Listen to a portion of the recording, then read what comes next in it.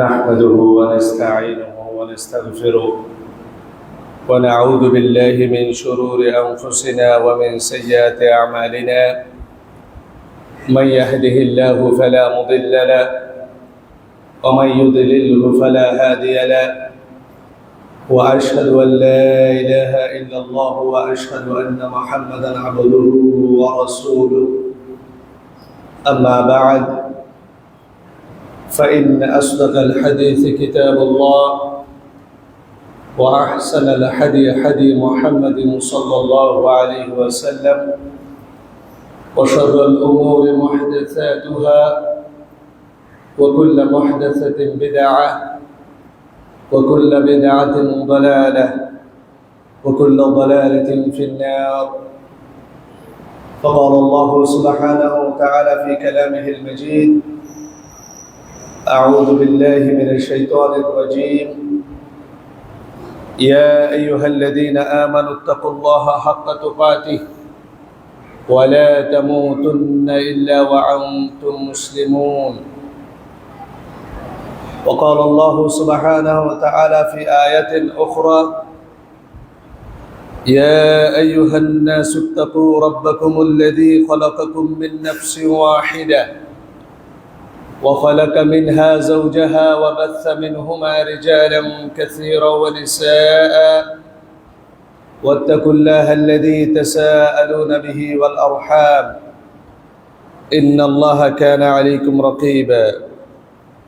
وقال الله سبحانه وتعالى في آيات أخرى: يا أيها الذين آمنوا اتقوا الله وقولوا قولا سديدا يصلح لكم أعمالكم ويغفر لكم ذنوبكم، ومن يطع الله ورسوله فقد فاز فوزا عظيما. وقال الله سبحانه وتعالى في آية أخرى: إن الله لا يغفر أن يشرك به ويغفر ما دون ذلك لمن يشاء إلى آخر الآيات। আল্লাহ সুবহানাহু ওয়া তাআলার সমস্ত প্রশংসা, কৃতজ্ঞতা ও গুণগান, যিনি আমাদেরকে ইয়াউমুল জুমআর দিনে মসজিদে আসার বসার, পবিত্র কোরআন ও বিশুদ্ধ হাদিসের আলোকে খুতবা শ্রবণ করার তৌফিক দান করেছেন। আমরা সবাই বলি আলহামদুলিল্লাহ।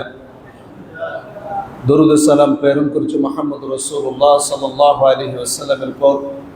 আল্লাহুম্মা সাল্লি ওয়া সাল্লিম ওয়া বারিক আলা মুহাম্মদ সাল্লাল্লাহু আলাইহি ওয়াসাল্লাম ওয়া আলা আলিহি ওয়া সাহবিহি ওয়া মান তাবিআহুম বিইহসানিন ইলা ইয়াউমিদ্দিন। আইয়ুহাল ইখওয়াতিল আহিব্বা, اليوم أخطب أمامكم نواقض الإسلام مستعينا بالله وهو ولي التوفيق। সম্মানিত দিনী ভাইরা এবং মহিলা মসজিদ অবস্থানরত সম্মানিত দিনী বোনেরা, আজকে আপনাদের সামনে খুব গুরুত্বপূর্ণ একটা বিষয় নিয়ে আলোচনা করব: ইসলাম ভঙ্গের কারণসমূহ। কি কি আকীদা, বিশ্বাস, কি কি আমলের কারণে মানুষ ইসলাম থেকে বের হয়ে মুরতাদ হয়ে যাবে, কাফের হয়ে যাবে। এই ধরনের 10টা বিষয় নিয়ে আজকে আলোচনা করার চেষ্টা করব। ওয়া মা তৌফীকি ইল্লা বিল্লাহ, আলাইহি তাওয়াক্কালতু ওয়া ইলাইহি উনীব। যেহেতু সহিহ আকীদা ও মানহাজের মসজিদগুলোতে আমরা মোটামুটি শিরক এবং বিদআতের ব্যাপারে সচেষ্ট, অনেকে মনে করতে পারেন যে এই ধরনের বেসিক আলোচনা করার প্রয়োজন আছে কিনা। আসলে এমন একটা সময়ে আমরা বর্তমানে বসবাস করছি, মানুষ বিগত সময়ে রাসূলুল্লাহ সাল্লাল্লাহু আলাইহি ওয়াসাল্লামের নামে জাল হাদিস বানিয়েছে। সে জানতো আল্লাহ রাসূল সাল্লাল্লাহু আলাইহি ওয়াসাল্লামের হাদিস, মান কাযাবা আলাইয়া মুতাআম্মিদান, কেউ যদি ফালিয়াতাবাওয়া মাকআদাহু মিনান নার, কেউ যদি ইচ্ছাকৃতভাবে রাসূলুল্লাহ সাল্লাল্লাহু আলাইহি ওয়াসাল্লাম নামে মিথ্যা কথা রচনা করে, মিথ্যা বলে, কি করে? ইচ্ছাকৃতভাবে। ভুল ত্রুটি হয়েছে, জানতো না হাদিসটা জাল, সেটা ভিন্ন বিষয়। কেউ যদি ইচ্ছাকৃতভাবে রসুলের নামে জাল হাদিস বলে, সেই যাতে নিজের স্থান কোথায় নির্ধারণ করে নেয়, জাহান্নামে। এবার আপনি ওই ব্যক্তি সম্পর্কে চিন্তা ভাবনা করে দেখুন, যিনি এই হাদিসটা জেনে জাল হাদিস লেখে। তাকে জিজ্ঞাসা করা হয়েছিল, আলাম তা'লাম, আপনি কি জানেন না, আন্না রাসূলুল্লাহ সাল্লাল্লাহু আলাইহি ওয়াসাল্লাম قال, রাসূলুল্লাহ বলেছেন, এই হাদিসটা যে ব্যক্তি আল্লাহ রাসূলের নামে মিথ্যা কথা বলবে সে জাহান্নামী। আপনি কি কথাটা শুনেননি? তখন ওই ব্যক্তি বলেছিল, নাম, আমি শুনেছি। ইন্নামা মা কাযাবতু আলাইহি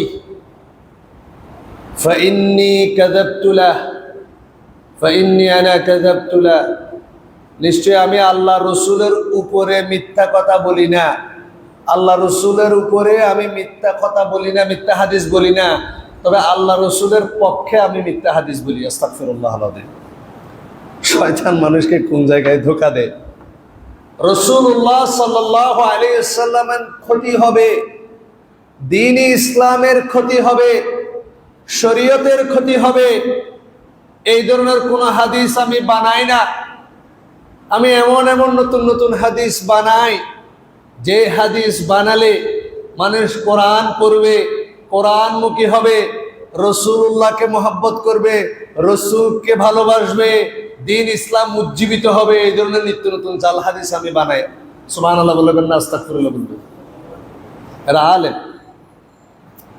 এভাবে জাল হাদিসের নামে ওকালতি করা হয়েছে, যে আমি তো রাসূলুল্লাহ সাল্লাল্লাহু আলাইহি ওয়াসাল্লামের সম্মান নষ্ট হয়, দ্বীন ইসলামের নষ্ট হয়, এই জন্য হাদিস বানাচ্ছি না। ইয়েস, আমি হাদিস বানাচ্ছি, আমি হাদিস তৈরি করছি ফর দ্য সেক অফ দ্বীন, দ্বীনের জন্য। কারণ আমি দেখতে পাচ্ছি মানুষ কোরআন থেকে দূরে সরে গেছে, কোরআন থেকে দূরে সরে গেছে। এই জন্য কোরআনের বিভিন্ন সূরার বিভিন্ন ফজিলত বানিয়ে আমাকে ছেড়ে দিতে হবে, এই কাজটাই হয়েছে। সম্মানিত উপস্থিতি, ঠিক তেমনি আজকে বড় বড় দাওরা হাদিস, তাকমিল, কামিল মাদ্রাসাগুলাতে মানুষকে শিরকের পক্ষে ইলজামি যুক্তি শিখিয়ে দেওয়া হচ্ছে। নাউযুবিল্লাহ বলবেন না। আপনি মনে করছেন এই ছেলে দারুল ইফতায় পড়ে, কামিল পাশ করে, তাখাসসুস করে, দাওরা হাদিস করে বড় আলেম হয়েছে, আপনার সন্তান বড় আলেম হয়েছে, আপনাকে জান্নাতে নিয়ে যাবে। বিষয়টা এমন নয়। আল্লাহ রাসূল সাল্লাল্লাহু আলাইহি ওয়াসাল্লাম এই জন্য বলেছেন, ইন্নাল্লাহা লা ইয়াকবিদু ইলমান ইনতিজাআ ইয়ানতাজিউহু মিনাল ইবাদ। ইন্নাল্লাহা লা ইয়াকবিদুল ইলমা ইনতিজাআ, নিশ্চয় আল্লাহ সুবহানাহু ওয়া তাআলা বান্দার কলব থেকে এই ইসলামের যে এলেম, দ্বীনের যে সঠিক এলেম, এটা তুলে নেবেন না। ওয়ালাকিন ইয়াকবিদুল ইলমা বিকবদিল উলামা, তবে কোরআন থাকবে, বিশুদ্ধ হাদিস জমিনের মধ্যে থাকবে, তবে কোরআন এবং বিশুদ্ধ হাদিস বুঝনেওয়ালা ফকিহ আলেমদেরকে আল্লাহ সুবহানাহু ওয়া তাআলা মৃত্যুর মাধ্যমে দুনিয়া থেকে উঠিয়ে নেবেন। সালাম, এরপরে যখন কোনো আলেমই আর অবশিষ্ট থাকবে না, ইত্তাখাযান নাসু রুউসান জুহালান, মানুষ জাহেলদেরকে আলেম বানিয়ে, মানুষ সার্টিফিকেট দেখে মানুষ মনে করবে এ তো কামিল পাস করছে, দাওরা হাদিস করছে, মুফতি, বড় বড় টাইটেলদারি, আরো এখন ওয়াজের মঞ্চে এসে সার্টিফিকেটও দেখায়। ফাসুইলু ফাআফতাউ বিগাইরি ইলম, তাদের কাছে সাধারণ মানুষ দ্বীনের বিষয়ে জানতে চাইবে, তবে সে মানুষকে ফতোয়া দেবে বিগাইরি ইলম, ইলম ছাড়া, কোরআন হাদিসের দলিল ছাড়া। ফাদাল্লু, সে নিজে গুমরাহ হবে, ওয়া আদাল্লু, মানুষকে গুমরাহ করবে। এই জন্য সম্মানিত উপস্থিতি, কোন বিষয়টা শিরক সেটা জানার পাশাপাশি আমাদেরকে যে মিথ্যা যুক্তিগুলো আমাদের আলেমদেরকে শিখিয়ে দেওয়া হচ্ছে উস্তাদের মাধ্যমে, সেগুলো সাধারণ মানুষের ভিতরে ছড়িয়ে দিয়ে শিরকের রমরমা বাজার তৈরি করে ফেলা হয়েছে। এমন এমন আকীদা মানুষ পোষণ করছে, যে আকীদা পোষণ করলে মানুষ কশ্চিনকালও ঈমানের গণ্ডির মধ্যে থাকতে পারে না। এই জন্য আমাদেরকে এই বিষয়গুলো জানতে হবে। এই জন্য আজকে নাওয়াকিদুল ইসলাম, ইসলাম ভঙ্গের কারণসমূহ, এই বিষয়টা নিয়েছি। আমি আলোচনা করব। আপনারা জানেন সৌদি আরবের একজন বিখ্যাত মুজাদ্দিদ ছিলেন, যার নামের উপর ভিত্তি করে যারা একটু হক কথা বললে এদেরকে ওয়াহাবি বলে। তার নাম জানেন? মুহাম্মদ ইবনে আব্দুল ওয়াহাব বিন সুলাইমান আত-তামিমি আন-নাজদি রাহিমাহুল্লাহ। তিনি একটা বই লিখেছিলেন, নাওয়াকিদুল ইসলাম, ইসলাম ভঙ্গের কারণসমূহ।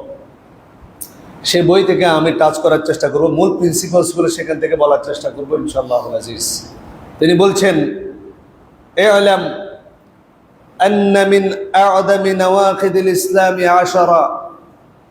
জেনে রাখুন, নিশ্চয়ই মানুষকে ইসলাম থেকে বের করে দেয় এই ধরনের বড় বড় কারণ হচ্ছে কয়টি? 10টি। কয়টি?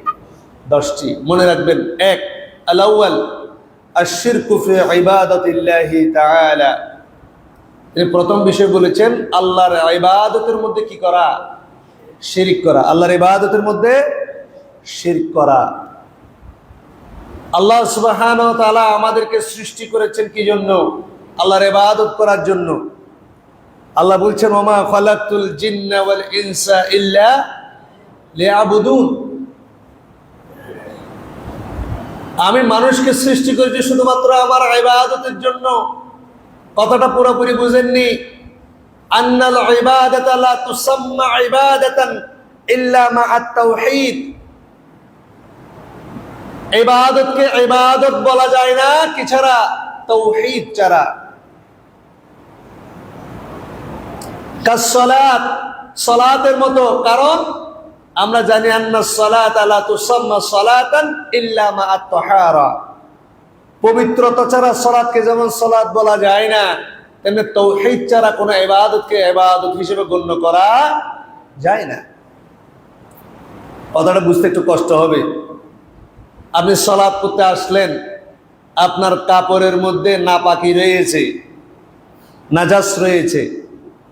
আপনি নাপাকি অবস্থায় কাপড় দিয়ে যদি সালাত করেন, আপনার সালাত হবে? তাহলে সালাতের পূর্বশর্ত হচ্ছে তাহারা, পবিত্রতা। সালাতের পূর্বশর্ত কি? পবিত্রতা। আপনি সালাত করতে চলে আসলেন, আপনার উপর গোসল ফরজ, সালাত হবে? সালাত হবে? হবে না। তাহলে সালাতকে সালাত বলা যায় না পবিত্রতা ছাড়া। সালাত আদায় করার আগে আপনাকে তাহারাতের বিষয়ে ক্লিয়ার থাকতে হবে। আপনি পাক পবিত্র আছেন কিনা সে বিষয়ে আপনাকে ক্লিয়ার থাকতে হবে। শারীরিকভাবে আপনি পবিত্র আছেন কিনা, আপনার কাপড় চোপড় পবিত্র আছে কিনা সেই বিষয়ে যেমন আপনাকে খেয়াল রাখতে হবে। ইবাদত করার আগে আপনার তাওহীদ, আপনার উলুহিয়ত, আল্লাহর প্রতি, তার রাসূলের প্রতি, দ্বীন ইসলামের প্রতি আপনার আকীদা, বিশ্বাস ঠিক আছে কিনা সেটা দেখতে হবে। এজন্য লেখক বলছেন রাহিমাহুল্লাহ, তিনি বলছেন যে ইযা দাখালা শিরকু ফিল ইবাদাতি ফাসাদাত। তাওহীদের মধ্যে, ইবাদতের মধ্যে যখন শিরক ঢুকে, তখন ওই ইবাদতকে এমন ভাবে নষ্ট করে দেয়, কাল হাদাতি ইযা দাখালা ফিত তাহারা। পবিত্রতার মধ্যে যদি কোনো নাপাকি ঢুকে, আপনি কাপড় চোপড় পরিষ্কার কাপড় পরে আসলেন, রাস্তার মধ্যে আপনার মানুষের মলমূত্র লেগে গেছে, এটা হাদাত, নাপাকি। নাপাকি যখন পবিত্র জিনিসের মধ্যে পড়ে, পবিত্র জিনিস কি আর পবিত্র থাকে না অপবিত্র হয়ে যায়? অপবিত্র হয়ে যায়। কাশিরকি ইযা দাখালা ফিল ইবাদা। ঠিক তেমনি শিরক হচ্ছে এমন জিনিস যেটা ইবাদতের মধ্যে যখন ঢুকে, ফাসাদাত, আপনার সমস্ত ইবাদত নষ্ট করে দেয়। নাউযু বিল্লাহি মিন যালিক। আল্লাহ সুবহানাহু ওয়া তাআলা কোরআনের মধ্যে বলছেন, ইন্নাল্লাহা লা ইয়াগফিরু আন ইউশরাকা বিহি ওয়া ইয়াগফিরু মা দুনা যালিকা লিমান ইয়াশা। আজকে মুসলমানরা আলেমদের কথায় বিভ্রান্ত হয়ে বলছে যে মুসলমান কখনো শিরিক করতে পারে না। ঈমান কি মাদার গাছ? যে মুসলমানলাই ভেঙে যাবে। ইমানকে এত নরম জিনিস যে কিছু হইলেই ইমান চলে যাবে। ইমান অনেক শক্ত জিনিস। সালাত করলেও ইমান যায় না, জেনা ব্যভিচার করলেও ইমান যায় না, হারাম কাজ করলেও ইমান যায় না। এমন অবস্থা হয়েছে এখন বড় বড় শিরকে আকবর করলেও আমাদের ইমান বের হচ্ছে না। মানুষকে এটা শিখিয়ে দেওয়া হয়েছে, যে ব্যক্তি একবার লা ইলাহা ইল্লাল্লাহ মুহাম্মাদুর রাসূলুল্লাহ পড়েছে সে কখনো আর বেঈমান হবে না, সে কখনো আর বেঈমান হবে না। অথচ আল্লাহ রাসূল সাল্লাল্লাহু আলাইহি ওয়াসাল্লাম ভিন্ন কথা বলেছেন। আল্লাহ রাসূল সাল্লাল্লাহু আলাইহি ওয়াসাল্লাম বলেছেন, এমন একটা সময় আসবে ইউসবিহু রাজুলু মুমিনান ওয়া ইউমসি কাফিরা। এমন একটা যুগ আসবে সকালে সে মুমিন থাকবে কিন্তু সন্ধ্যা হতে হতে কি হয়ে যাবে? কাফের হয়ে যাবে। আও ইউমসি মুমিনান আও ইউসবিহু কাফিরা। সন্ধ্যায় সে যদি মুমিন থাকে সকাল হতে হতে কি হয়ে যাবে? কাফের হয়ে যাবে। আল্লাহ রাসূল সাল্লাল্লাহু আলাইহি ওয়াসাল্লাম কিয়ামত সম্পর্কে ভবিষ্যৎবাণী করেছেন, ওয়াসাতা'বুদু কাবাইলু মিন উম্মাতিল আওসান সা'নুন বা আওসানু মানে মূর্তি। ওয়াসাতা'বুদু, আল্লাহ রাসূল সাল্লাল্লাহু আলাইহি ওয়াসাল্লাম ভবিষ্যৎবাণী করেছেন, এটা ফেল মুস্তাকবিল সা দিয়ে। ওয়াসাতা'বুদু, খুব শীঘ্রই, অতি সন্নিকটে, কাবাইলু মিন উম্মতি, আমার উম্মতের মধ্যে কিছু লোক, এরা আমার উম্মত হবে, উম্মতে মুহাম্মাদি হবে। কাবাইল, কবিলা, কিছু গ্রুপ অফ পিপল আমার উম্মতের মধ্যে আমাকে বিশ্বাস করবে, দ্বীন ইসলাম মানবে। এই ধরনের অনেক কবিলা বিল আওসান, মূর্তি পূজা করবে, মূর্তি পূজা করবে। আমি বলি না, আল্লাহ রাসূল সাল্লাল্লাহু আলাইহি ওয়াসাল্লাম বলেছেন, ওয়াসাতালহাকু কাবাইলু বিল উম্মতি বিল মুশরিকিন। আমার উম্মতের মধ্যে কিছু কবিলা, আমার উম্মতের কিছু লোক বিল মুশরিকিন, মুশরিকদের সাথে একাকার হয়ে যাবে। হিন্দু গো বাড়িতো, যাত্রা গান হইতো, আমাদেরকে দাওয়াত দিত, আমরা যাইতাম, আগে কি সুন্দর দিন কাটাইতাম। আপনি দেখবেন দুর্গাপূজা, সরস্বতী পূজায় গেলে কিছুদিন আগে সীতাকুণ্ডের মধ্যে একটা 1200 ফিট উপরে একটা মন্দির আছে। এক রিক্সাওয়ালা দিনে আনি দিনই খায়, তোর খাই দেয় কাজ নাই, 1200 ফিট উপরে হিন্দুরা ওখানে কি করতেছে সেটা দেখার জন্য গেছে। আল্লাহর গজব কিভাবে আসছে, তার মুখে ছিল দাড়ি। হিন্দুরা মনে করছে কিনা কি করছে, এই তো সুযোগ মারার, মারে একদম আধা মারা করে দিয়েছে এবং এলিগেশন দিয়েছে এখানে মন্দিরের মধ্যে কোরআন রাখতে আসছিল, এই জন্য পিটাই দিয়েছে। আসলে ছিল রিক্সাওয়ালা। এমনি কি হয়, ওই কিছু মানুষ আছে না, আল্লাহর গজব। আপনি দুর্গা পূজা দেখতে যান, সরস্বতী পূজা দেখতে যান, আশ্চর্য ধরনের আমাদের ঈমান। আবার নিজেকে আমরা ঈমানদার দাবি করি। এগুলা শিরক, বড় বড় শিরকে আকবরের মধ্যে আমরা এখন ডুবে রয়েছি। এটাকে কোনো গুরুত্বই আমরা দিই না। আপনি যদি সালাত, সিয়াম, আপনি হজ, শিরক যদি আপনার মধ্যে থাকে, আপনার কোনো ইবাদত তো হবে না। আপনি মসজিদে এসে লাভ কি? আল্লাহ রাসূল সাল্লাল্লাহু আলাইহি ওয়াসাল্লাম বলছেন, আল্লাহ বলেছেন, বান্দা যদি কিয়ামতের ময়দানে আসমান এবং জমিনের পরিমাণ গুনাহ নিয়ে আসে, তার গুনার পরিমাণ, কবিরা এবং সগীরা গুনাহ আসমান এবং জমিন ভরে গেছে। সে জেনা করেছে, সুদ খেয়েছে, ঘুষ খেয়েছে, এমন কোন খারাপ কাজ নেই সে করেনি, কিন্তু তার এই গুনার মধ্যে যদি শিরকের গুনাহ না থাকে, আমি আল্লাহ সুবহানাহু ওয়া তাআলা ততখানি ক্ষমা নিয়ে তার সামনে উপস্থিত হব। সুবহানাল্লাহ, কি বলেন আপনি? আল্লাহ রাসূল সাল্লাল্লাহু আলাইহি ওয়াসাল্লাম বলেছেন, মান মাতা আল্লাহ ইউশরিকু বিল্লাহি শাইআ দাখালাল জান্নাহ। যে ব্যক্তি মারা গেল তার আমলনামায় সব গুনাহ আছে কিন্তু শিরকের গুনাহ নাই, আল্লাহ অবশ্যই তাকে জান্নাতে দিবেন। সুবহানাল্লাহ। ওয়া মান মাতা, আর যে ব্যক্তি মারা গেল আই ইউশরিকু বিল্লাহি শাইআ দাখালান নার, তার আমলনামার মধ্যে শিরকের গুনাহ রয়েছে, শিরক আছে, আল্লাহ দেখবেন আপনি হাজি কিনা, আল্লাহ আপনি দেখবেন না সালাতি কিনা, আল্লাহ দেখবে না আপনি যাকাত আদায়কারী কিনা, দাখালান নার, আপনার অবস্থান হবে কোথায়? জাহান্নামে। এটা কি আহলে হাদিস, হানাফি, শাফি, মালিকির দ্বন্দ্ব না ইমানের দ্বন্দ্ব? ইমাম আবু হানিফা কি শিরিক করেছে? ইমাম শাফি কি শিরিক করেছে? ইমাম আহমদ ইবনে হাম্বল কি শিরিক করেছে? ইমাম বুখারী, ইমাম মুসলিম, ইমাম আবু দাউদ তারা কি শিরিক করেছে? আজকে বলা হচ্ছে আমরা গায়রে মুকাল্লিদ। আমরা অবশ্যই ইমামদেরকে মানি, আমরা ইমামের আকীদায় বিশ্বাস করি। ইমাম আবু হানিফা রাহিমাহুল্লাহর যে আকীদা আমাদের সেম আকীদা। তাহলে কাউকে যদি হানাফি বলা হয়, আমরাই প্রকৃত হানাফি, আপনি তো মুসলমানই না। সম্মানিত উপস্থিতি, এজন্য আপনি অশিক্ষিত মানুষ হতে পারেন। ফাল মুসলিম আইয়াকুনা আমিলান আও ফাল্লাহান আও তাজিরান আও মুহাদ্দিসান আও মুফাসসিরান আও মুআল্লিমান ফায়াজিবু আলাইহি আন ইয়াজতানিবা মিনাশ শিরক।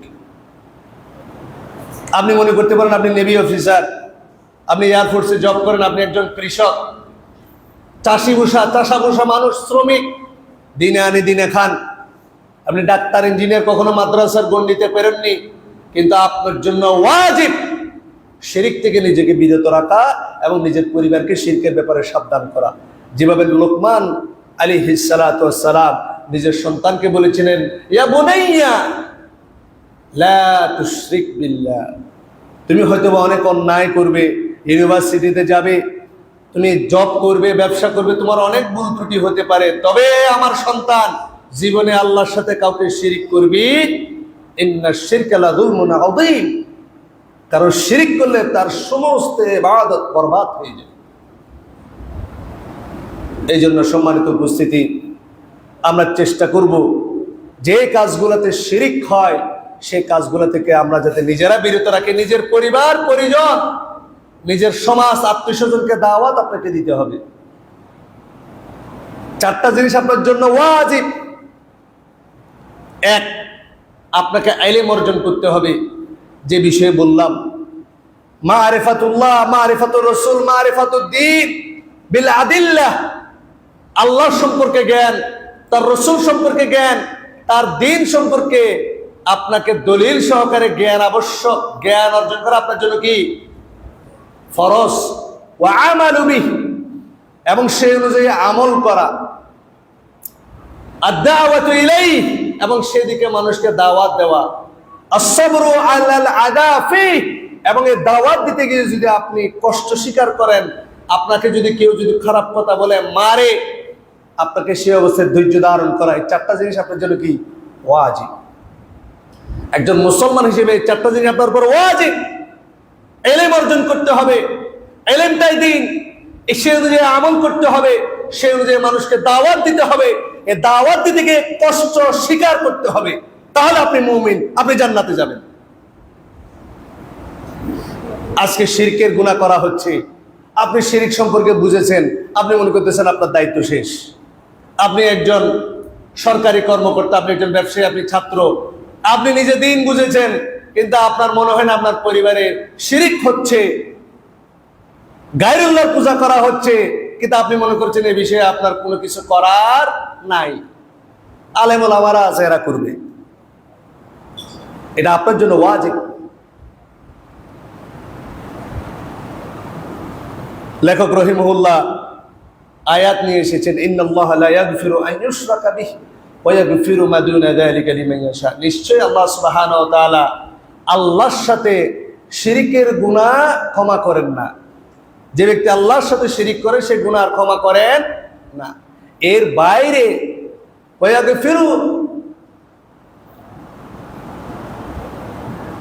ইয়াগফিরু মা দুনা যালিকা লিমান ইয়াশা, এর বাইরে আপনি যত গুনাহ করেন না কেন আল্লাহ চাইলে সেটা ক্ষমা করে দিবেন। সুবহানাল্লাহ। আবু যার সম্ভবত আল্লাহ রাসূল সাল্লাল্লাহু আলাইহি ওয়াসাল্লাম বলেছেন, যে ব্যক্তি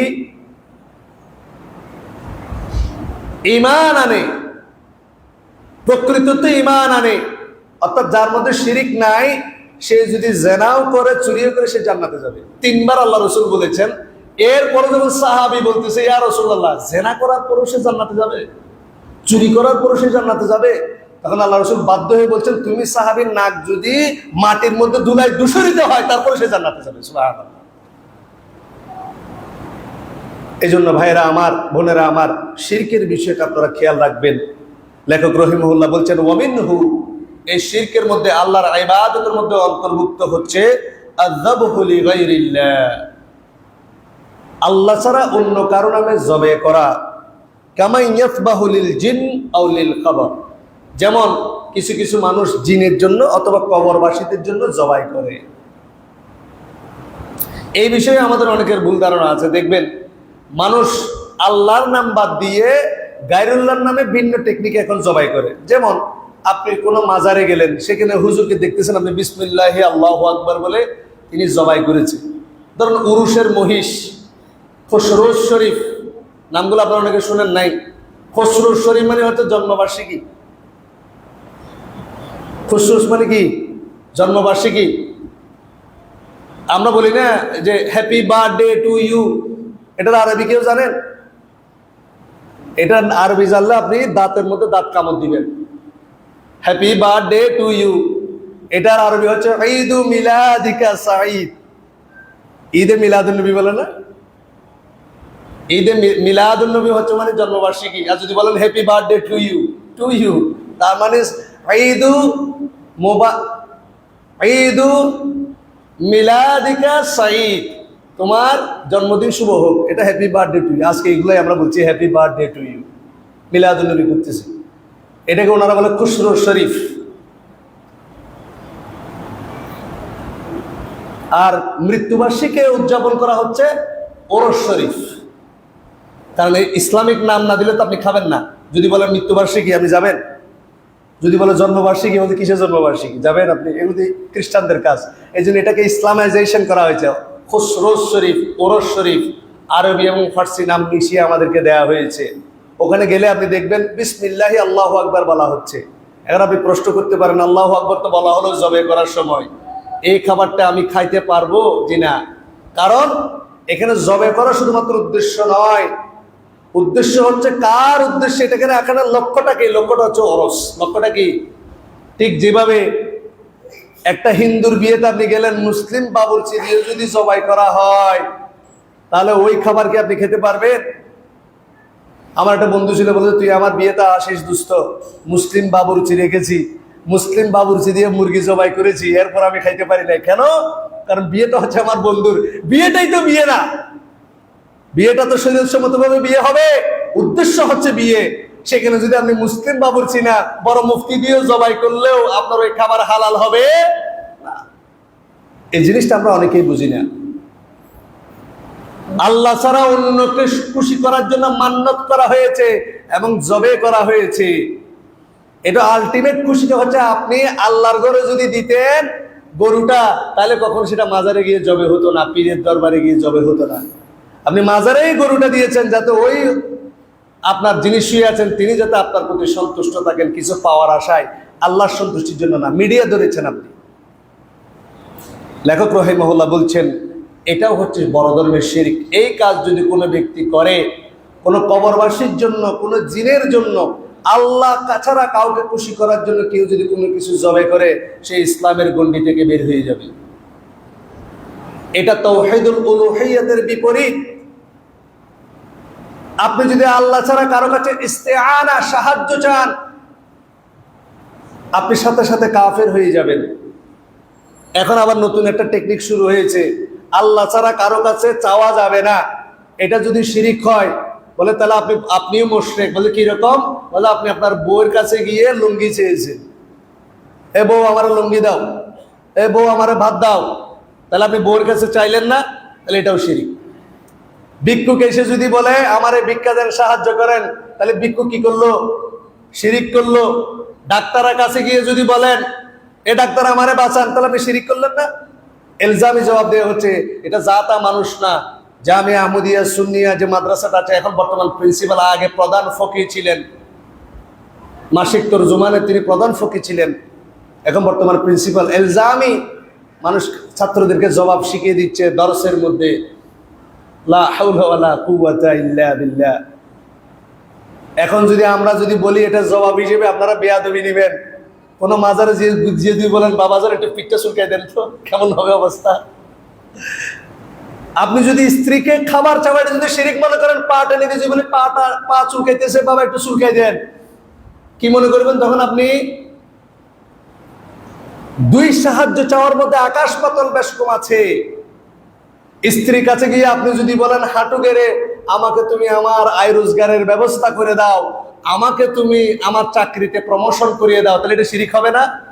কোনো কি স্ত্রী ঘরের মধ্যে গিয়ে মায়ের কাছে গিয়ে, স্ত্রীর কাছে গিয়ে আপনি চান, এ মা আমার তুমি চাকরির মধ্যে বরকত দাও, আমার সন্তান হয় না, একটা সন্তান দাও?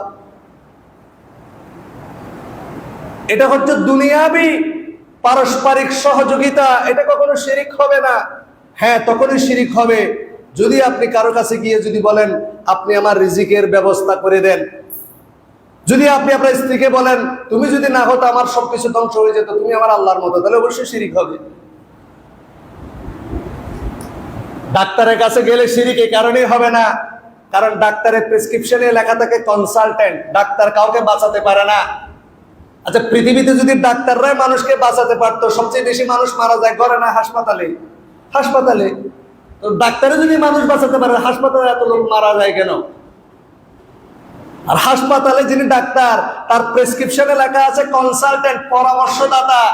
তিনি রোগের লক্ষণ অনুযায়ী পরামর্শ দিয়ে আপনাকে একটা কাগজ দেয়, এটার নাম দিয়ে যদি প্রেসক্রিপশন, ব্যবস্থাপত্র, পরামর্শপত্র, এটা আপনি খেতে পারেন, ভালো হওয়ার সম্ভাবনা আছে। কোন ডাক্তার বলতে পারবে না এসব খেয়ে আপনি ভালো হয়ে যাবেন। তিনি কনসালটেন্ট, তিনি পরামর্শ দিয়ে থাকেন। এটা আমাদের একটা ভুল, আমরা গিয়ে বলি ডাক্তার বাঁচান, তিনি বলে ভাই আমি যা করার করেছি, এবার আল্লাহর কাছে চান। দেখেন নাই? কার কাছে চান? অপারেশন থিয়েটারের বাইরে যারা কখনো অপারেশনে গিয়েছেন, ডাক্তার বলে অপারেশন হয়েছে, আমি আমার সাধ্য অনুযায়ী চেষ্টা করেছি, আল্লাহর কাছে দোয়া করেন। কি করেন? আজকে এই সকল ফতোয়া দিয়ে তাখাসসুস করা, ইফতা করা মানুষগুলাকে, ছাত্রগুলাকে শিরকের জিনিস ঢুকিয়ে দেওয়া হচ্ছে। এই জন্য আপনাকে জবাবগুলো দিতে হবে। একজন ফকির একজন ব্যক্তির কাছে গিয়ে দুনিয়াবি সাহায্য চায়, কোন ফকির যদি দুনিয়ার কোন দোকানদারের কাছে গিয়ে বলে আমাকে রিজিক দেন, তাহলে অবশ্যই সে কি হবে? কাফের হয়ে যাবে। সে তো সেটা বলে না, সে সহযোগিতা চায়, এই জন্য এটা শিরিক হবে না। আর যতগুলো সাহায্য চাওয়ার বিষয় রয়েছে, এগুলো সব জীবন্ত মানুষ, জীবন্ত মানুষ যারা বেঁচে আছে। আর আজকে যারা দুনিয়া থেকে চলে গিয়েছে, কবরবাসী, এদের কাছে গিয়ে সাহায্য চাওয়া হচ্ছে, এদেরকে ওসিলা করা হচ্ছে। এই জন্য লেখক রহিমহুল্লাহ 2 নম্বর ইসলাম ভঙ্গের কারণ বলেছেন, মান জাআলা বাইনাহু ওয়া বাইনাল্লাহি ওয়াসাইতা। এটা ইসলাম ভঙ্গের দ্বিতীয় কারণ। যে ব্যক্তি আল্লাহ এবং তার মাঝখানে মাধ্যম তৈরি করে, সে ইসলামের গণ্ডি থেকে বের হয়ে যায়। মান জাআলা বাইনাহু ওয়া বাইনাল্লাহি ওয়াসাইতা, যে আল্লাহ এবং বান্দার মাঝখানে ওসিলা, মাধ্যম তৈরি করে দেয়। কোন ব্যক্তিকে মাধ্যম তৈরি করে দেয়, ভুল বুঝবেন না। আবার আপনি আপনার আমলকে ওসিলা করতে পারবেন, আপনি আপনার আল্লাহর যে আসমা ও সিফাত, এই নামের উসিলা আপনি করতে পারবেন, আপনি আপনার ভালো আমলের উসিলা করতে পারবেন। কিন্তু কোন ব্যক্তিকে আল্লাহ এবং তার বান্দার মাঝখানে কোন মৃত ব্যক্তিকে ওসিলা হিসেবে করা যাবে না।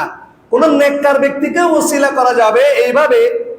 আমরা অনেক সময় বলি, ভাই আপনি আমার জন্য একটু দোয়া করিয়েন, তাহলে আমি যদি আমার জন্য ওনাকে দোয়া করতে বলি, উনি আমার জন্য দোয়া করলো না, শাফাহুল্লাহু শিফাআন কামিলা, আল্লাহ আপনি তাকে শিফা দান করুন, আমার জন্য দোয়া করলো না, এটা একটা ওসিলা, এটা জায়েজ।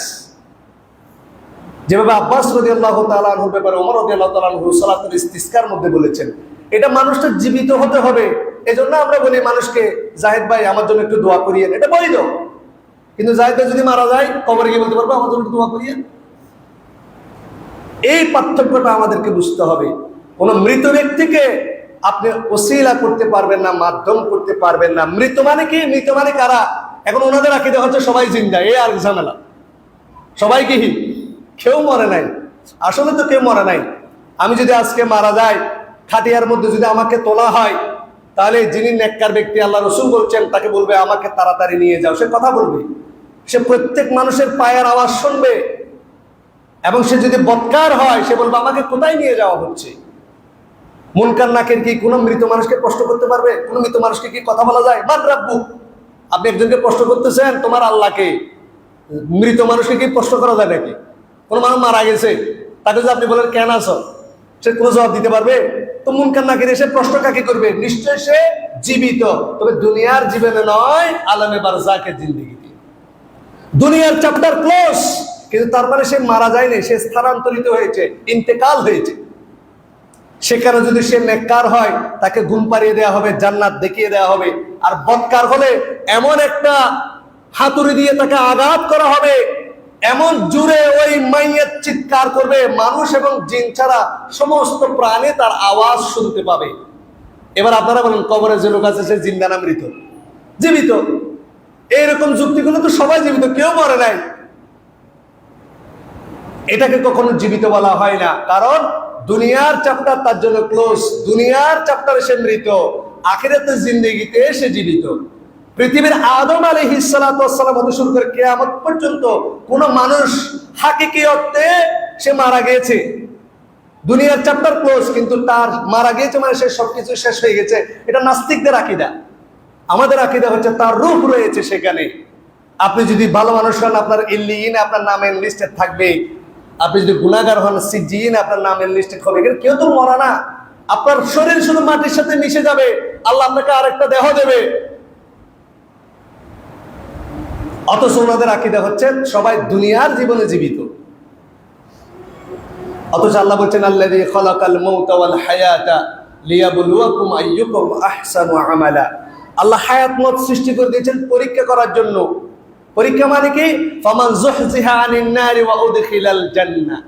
যদি কেউ দুনিয়ার পরীক্ষার মধ্যে, তা আপনাকে একটা জীবন দেয়া হয়েছে, আপনি মারা গেলেন দুনিয়ার জীবনে, মালাকুল মউত আপনার কাছে আসার অর্থ হচ্ছে আপনি মারা গেছেন, সোজা কথা। মালাকুল মউত আসার পরে দুনিয়ার জীবনে কেউ কাউকে জীবিত বলতে পারবে না। এবার যদি প্রশ্ন করেন, আল্লাহ রাসূলের কাছে কি মালাকুল মউত এসেছিল? এসেছিল, তাহলে উনি আর দুনিয়ার জীবনে জীবিত নাই। আদম আলাইহিস সালাতু ওয়াস সালামের কাছে মালাকুল মউত এসেছিল, যে এসেছিল, যে আদম আলাইহিস সালাম জীবিত নাই। এবার যদি প্রশ্ন করি, ঈসা আলাইহিস সালাতু ওয়াস সালামের কাছে মালাকুল মউত এসেছিল? না, বার রাফাআহুল্লাহু ইলাইহি। আল্লাহ ঈসা আলাইহিস সালাতু ওয়াস সালামকে জীবিত অবস্থায় উপরে উঠিয়ে নিয়েছেন, এজন্য তিনি এখনো জীবিত। আপনাকে এই পার্থক্যটুকু বুঝতে হবে।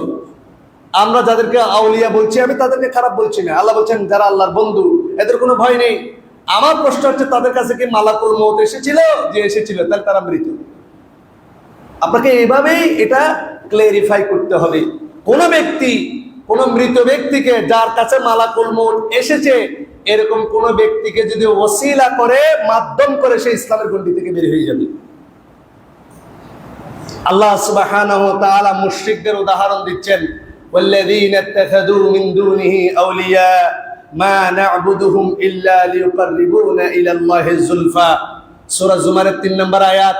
মক্কার মুশরিকরা লাত উজ্জা মানাতের ইবাদত করত না। যদি কেউ বলতো তোমরা লাত উজ্জা মানাতের ইবাদত করো, তারা রেগে যেত। তারা বলতো আমরা লাত উজ্জা মানাতকে আমাদের ইলাহ হিসেবে মানি না। আল্লাহ সুবহানাহু ওয়া তাআলা বলছেন, ওয়ালা ইন সাআলতাহুম আন মান খালাকাস সামাওয়াতি ওয়াল আরদ। তাদেরকে তুমি জিজ্ঞেস করো কারা আসমান জমিন সৃষ্টি করেছে, লা ইয়াকুলুনাল্লাহ, তারা বলবে আল্লাহ। আবু লাহাব, আবু জাহেল বিশ্বাস করত আসমান জমিন সৃষ্টি করেছে কে? আল্লাহ। ওয়ালা ইন সাআলতাহুম, সূরা যুখরাফের মধ্যে 87 নম্বর আল্লাহ বলছেন, মান খালাকাহুম, তাদেরকে কে সৃষ্টি করেছে, লা ইয়াকুলুনাল্লাহ, তারা বলবে আল্লাহ। এরপর আল্লাহ তাদেরকে মুশরিক কেন বলছে সেটা আপনাকে বুঝতে হবে। মক্কার মুশরিকদের যে আকীদা, আছে আমাদের আকীদা আরো নিকৃষ্ট। মক্কার মুশরিকরা তাদাব্বুরের মধ্যে আল্লাহর সাথে শিরিক করতো না। এই বিশ্ব ব্রহ্মাণ্ড পরিচালনা করে কে? তারা বলতো আল্লাহ। আর আমরা এখন বলি গৌস কুতুব আব্দাল। কথা বুঝেননি? ধনের জন্য গরিবুল্লাহ শাহ, শেফার জন্য মিসকিন, মামলা হলে আমানসার মাজারে যাবে। আমি নিজে গিয়েছি, আমানসার মাজার থেকে কলম পড়া নিয়ে এসেছি। শোনো, বাইজুল বুস্তামি দিকে দিয়ে আমি রশি বেঁধে দিয়ে এসেছি, আর রোল নাম্বার লিখে দিয়ে এসেছি মিসকিন শাহর মাজারে। এখনো গিয়ে দেখবেন সব রোল নাম্বার আর রেজিস্ট্রেশন নাম্বার। যারা স্টাফেশন করতে চায়, রোল নাম্বার রেজিস্ট্রেশন নাম্বার পাশে 10 টাকা দিয়ে ভিতরে মেরে দেয়, বাবাজান দেখে দিয়ে। এখনো যদি কেউ দেখতে চান দেখে নিতে পারেন। দেওয়ালে দেওয়ালে রোল নাম্বার আর রেজিস্ট্রেশন নাম্বার মিসকিন শাহর মাজারে, চিটাং কলেজের পাশেই, মহসিন কলেজের পাশেই, কাজেম আলী হাই স্কুলের অপোজিট সাইডে। এক এক মাজারের এক এক ফজিলত বলা হচ্ছে। এটাকে শিরিক মনে করা হচ্ছে না, বলা হচ্ছে তার কাছে চাইলে, অমুক আল্লাহর ওলির কাছে চাইলে এই কারণেই শিরিক হবে না, তাকে দেয়ার ক্ষমতা দিয়েছেন কে? আল্লাহ, এজন্য এটা শিরিক হবে না। এবার আপনি মুশরিকদের আকীদার সাথে মিলান। মুশরিকরা যখন হজ করত তখন বলতো লাব্বাইক লা শারীকা লাকা লাব্বাইক। আল্লাহ, এটা সহিহ মুসলিমে এসেছে, এরা যখন এই কথা বলতো আল্লাহ আমরা হাজির, আপনি ছাড়া কোনো শরীক নাই, তখন আল্লাহ রাসূল সাল্লাল্লাহু আলাইহি ওয়াসাল্লাম দৌড়ে যেতেন।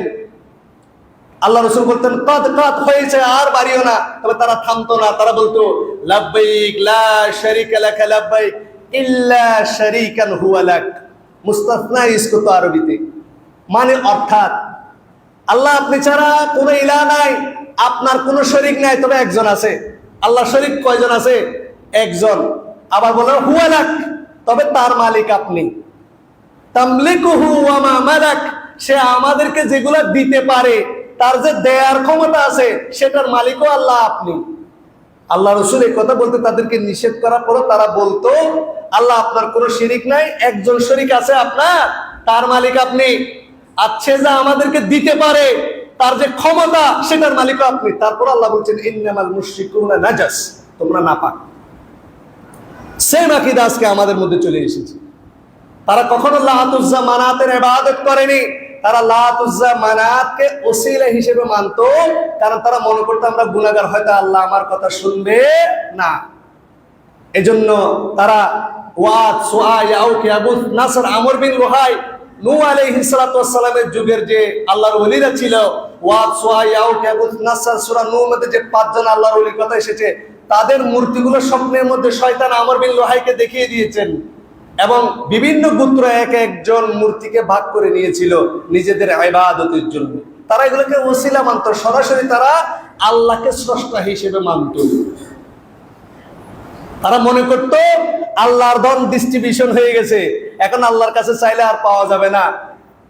ঠিক সেম আকীদা এখন আমাদের মধ্যে, মুসলমানদের মধ্যে নাই। আল্লাহর ধন অমুকে পাইয়া আল্লাহ গেছেন খালি হইয়া, লা হাওলা ওয়ালা কুওয়াতা ইল্লা বিল্লাহ। সেম এক্সাক্ট আকীদা আমরা বিশ্বাস করছি।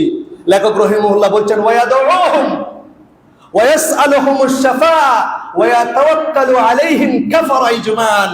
কোন ব্যক্তি কোন মৃত মানুষের কাছে আল্লাহ ছাড়া কারো কাছে যদি সাহায্য চায়, কারো কাছে যদি দোয়া করে, কার উপরে যদি ডিপেন্ড করে, নির্ভর করে, কাফারা ইজমান, উলামায়ে কেরামের ইজমা আছে, সে ইসলাম থেকে খারিজ হয়ে যাবে, ইসলাম থেকে বের হয়ে যাবে। এটা সুযোগ আল্লাহ আপনাকে দেয়নি। ওয়াইদা সাআলাকা ইবাদি আন্নী ফাইন্নী করিব, আল্লাহ বলছেন তারা যদি আমার সম্পর্কে জিজ্ঞাসা করে, ফাকুল, আল্লাহ বলেনি, মুহাম্মদ সাল্লাল্লাহু আলাইহি ওয়াসাল্লামকে আল্লাহ আনেননি, ফাইন্নী করিব, আমি তাদের নিকটে, উজিবুদ দাওয়াতা দাঈ ইযা দাআন, আমি এমন কাছে, তার শায় রোগের চেয়ে কাছে, বলেন সুবহানাল্লাহ। ওসিয়া কুল্লা শাইইন ইলমা, আমার শায় রোগের চেয়ে আল্লাহ কাছে, তার ইলম দিয়ে, তার জ্ঞান দিয়ে আল্লাহ সত্যগতভাবে হচ্ছে আরশে, আর তার জ্ঞান আমার শায় রোগের চেয়ে কাছে। আমি আপনাকে কিছু জিজ্ঞাসা করার আগে আল্লাহকে করব, কারণ আপনি আমার চেয়ে 2 হাত সামনে, আর আল্লাহ আমার শায় রোগের চেয়ে কাছে।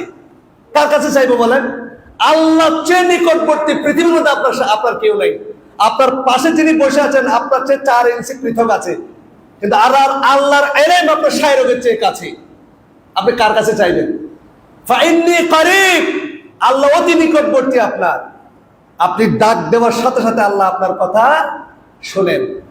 এজন্য আরব কবি বলেছেন, আল্লাহু ইউনাদিকা সুহাইরান কুম ওয়াসআলনি ইয়া আবদাল্লাহ ওয়াসআলনি উতিকা মা তারজু লা তাতলুবু মিন গায়রিল্লাহ।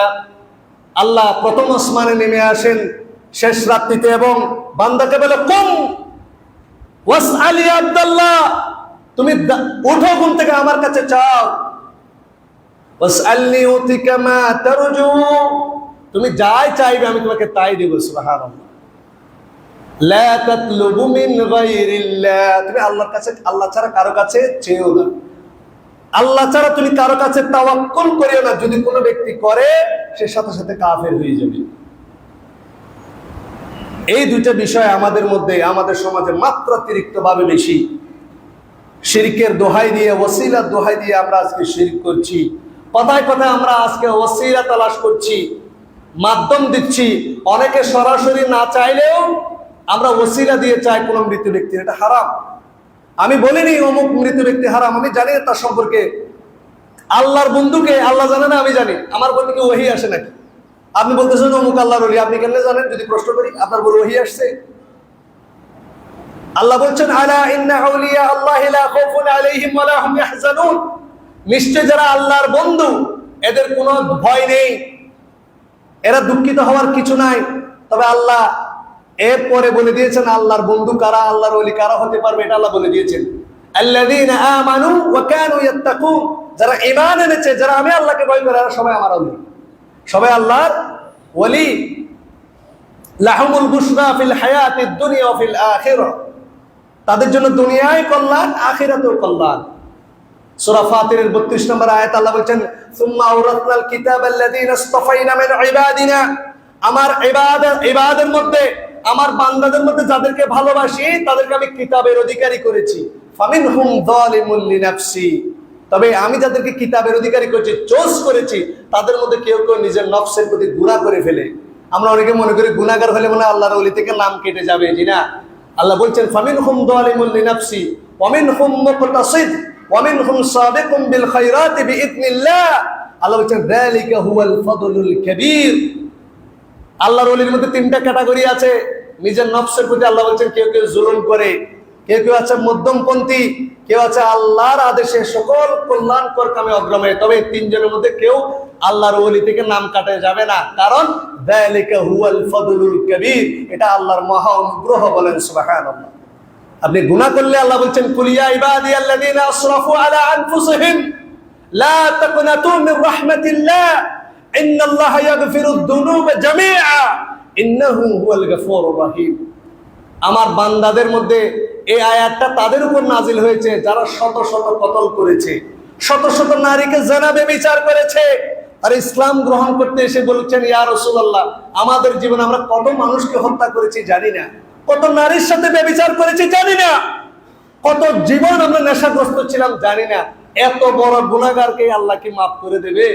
আল্লাহ এরপরে আয়াত নাজিল করেছেন আমার বান্দাদের মধ্যে তুমি সুসংবাদ দাও যারা নিজের উপর গুনাহ করেছে, লা তাকনাতু মির রাহমাতিল্লাহ। আপনি যত বড় গুনাহগার হন না কেন, মনের মধ্যে যদি আসে আল্লাহ মানে আমাকে মাফ করবেন, এটা শয়তানের ওয়াসওয়াসা। লা তাকনাতু মির রাহমাতিল্লাহ, আল্লাহর রহমত থেকে নিরাশ হওয়া হারাম।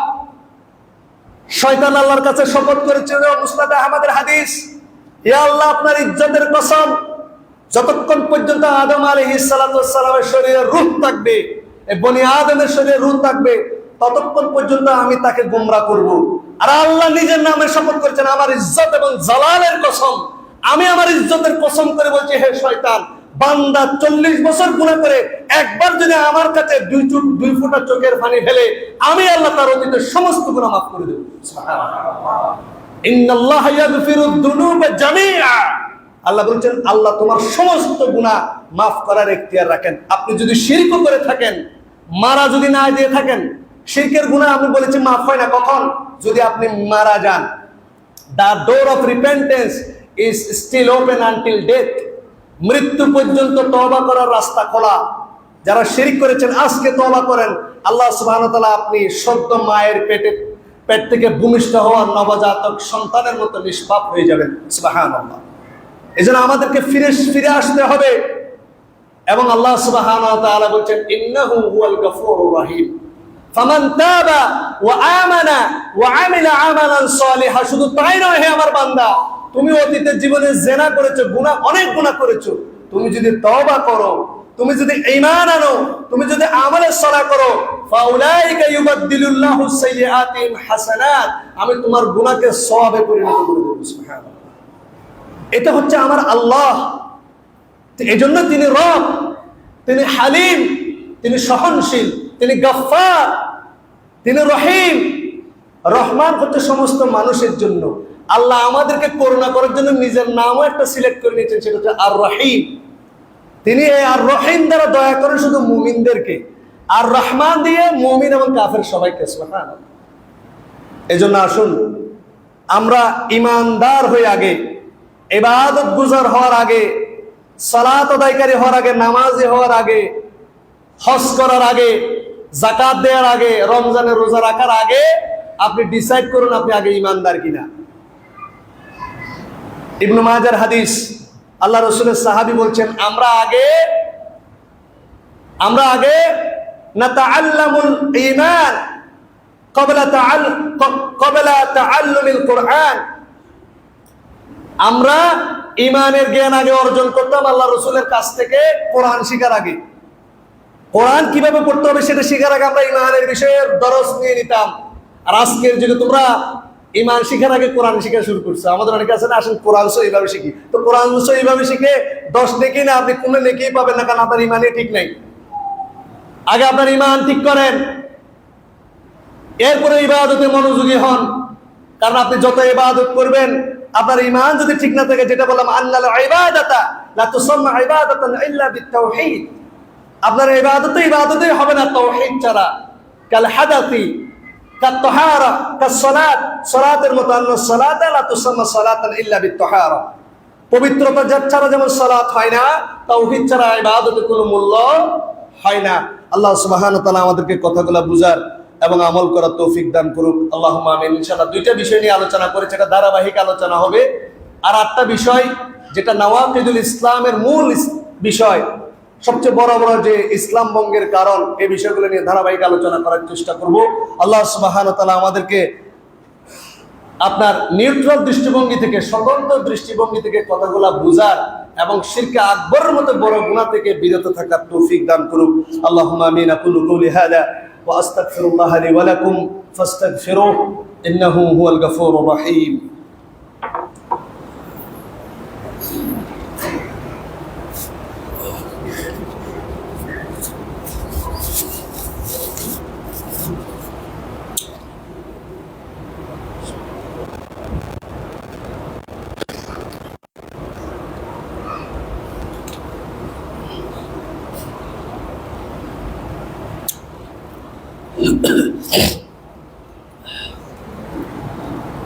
الحمد لله رب العالمين والعاقبة للمتقين والصلاة والسلام على أشرف الأنبياء والمرسلين نبينا محمد وعلى آله وأصحابه أجمعين ومن تبعهم بإحسان إلى يوم الدين. أما بعد، فقال الله سبحانه وتعالى في كلامه المجيد: إن الله وملائكته يصلون على النبي يا أيها الذين آمنوا صلوا عليه وسلموا تسليما. اللهم صل على محمد وعلى آل محمد كما صليت على إبراهيم وعلى آل إبراهيم إنك حميد مجيد. اللهم بارك على محمد وعلى آل محمد كما باركت على إبراهيم وعلى آل إبراهيم إنك حميد مجيد. ربنا آتنا في الدنيا حسنة وفي الآخرة حسنة وقنا عذاب النار. ربنا ظلمنا أنفسنا وإن لم تغفر لنا وترحمنا لنكونن من الخاسرين. ربنا لا تزغ قلوبنا بعد إذ هديتنا وهب لنا من لدنك رحمة إنك أنت الوهاب. واعف عنا واغفر لنا وارحمنا أنت مولانا فانصرنا على القوم الكافرين. يا مقلب القلوب ثبت قلوبنا على دينك. يا مصرف القلوب صرف قلوبنا على طاعتك. اللهم حبب إلينا الإيمان وكره إلينا الكفر والفسوق والعصيان. اللهم ألف بين قلوبنا، بلنا آمين. اللهم ألف بين قلوبنا وأصلح ذات بيننا وانصرنا على عدوك وعدونا. اللهم إنا نعوذ بك من العجز والكسل والجبن والبخل والحرم وعذاب القبر.